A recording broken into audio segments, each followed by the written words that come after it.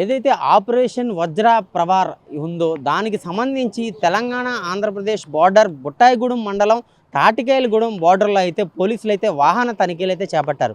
దీనికి సంబంధించి నిన్న వాహన తనిఖీలు చేపట్టినప్పుడు ఇటు జంగారెడ్డిగూడెం నుంచి కూడా అశ్రావుపేట వైపు వెళ్తున్న ఒక వ్యాన్లోనైతే 597 కేజీల గంజాయిని అయితే పట్టుకున్నట్లు కూడా ఇప్పటికే జిల్లా ఎస్పీ అయితే తెలిపారు. దీనికి సంబంధించి ఇటు 597 కేజీల గంజాయిను అలాగే వ్యాను కలిపి మొత్తం 3.5 కోట్ల రూపాయల విలువ ఉంటుందని చెప్తున్నారు. అయితే ఇటు ఆపరేషన్ వజ్ర ఏదైతే ఉందో దాన్ని అయితే ఇప్పటికే పటిష్టం చేసి ఇటు బార్డరు అలాగే నగరంలో ఏదైతే ఏజెన్సీ ప్రాంతాలు ఉన్నాయో బుట్టాయిగూడెం మండలం అంటేనే ఏజెన్సీ ప్రాంతాలు, ఇటు వైజాగ్ నుంచి కూడా అడ్డదారుల్లో ఇటు రాష్ట్రంలో నుంచి కూడా ఇటు తెలంగాణ రాష్ట్రానికి గంజాయిని సరఫరా చేస్తున్నారు. తెలంగాణ రాష్ట్రం ఇటు చెన్నైకి రాష్ట్రాలను దాటి గంజాయిని సరఫరా చేస్తున్నారు. అటు వారిపై ఉక్కుపాదం మోపి గంజాయి రహిత రాష్ట్రంగా కూడా నిలుపుతానని చెప్పి జిల్లా ఎస్పీ అయితే చెప్పిన పరిస్థితి అయితే ఉంది. ఇటువంటి చర్యలకు ఎవరైనా పాల్పడితే కఠినమైన శిక్షను అమలు చేస్తామని జిల్లా ఎస్పీ అయితే చెప్పిన పరిస్థితి అయితే ఉంది.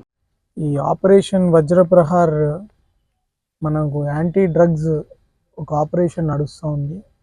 ఈ ఆపరేషన్లో భాగంగా మంచి ఇన్ఫర్మేషన్ డెవలప్ చేసుకొని మన జీలుగుమిల్లి పోలీసు ఒక సక్సెస్ఫుల్ ఆపరేషన్ చేశారు. దీంట్లో తాటికాయలగూడెం దగ్గర మనం వెహికల్ చెకింగ్ చేస్తూ ఈ టాటా డీసీఎం వ్యాన్లో ట్రాన్స్పోర్ట్ చేస్తున్న సుమారు 598 కిలోల గంజాయిని సీజ్ చేయడం జరిగింది. ఈ 598 కిలోల గంజాయి వీళ్ళు ట్రాన్స్పోర్ట్ చేస్తున్న ఇద్దరు, దిలీప్ కుమార్ మహంతి, జనార్దన్ ప్రధాన్, వీళ్ళిద్దరు కూడా బరంపూర్ రెసిడెంట్స్. వాళ్ళ ఇద్దరిని కూడా ఈ మెటీరియల్తో పాటు అరెస్ట్ చేయడం జరిగింది. వీళ్ళలో ఒకరి మీద ఇంతకుముందే ఒక యూపీ పోలీస్ స్టేషన్లో కూడా ఒక గాంజాయి కేసు ఉంది. అంటే వీళ్ళు ఇంతకుముందు కూడా ఈ గంజాయి వృత్తిలో వీళ్ళు ఉన్నారు. వీళ్ళని ప్లాన్డ్గా పట్టుకోవడం జరిగింది. వీళ్ళ ఇంట్రాగేషన్లో భాగంగా మాకు ఇంకా కొన్ని విషయాలు తెలిసినాయి. ఎక్కడ నుంచి లోడ్ చేస్తున్నారు, ఇంతకు ముందు చేసిన కొన్ని ట్రిప్స్ కూడా కన్ఫెషన్స్లో తీసుకురావడం జరిగింది.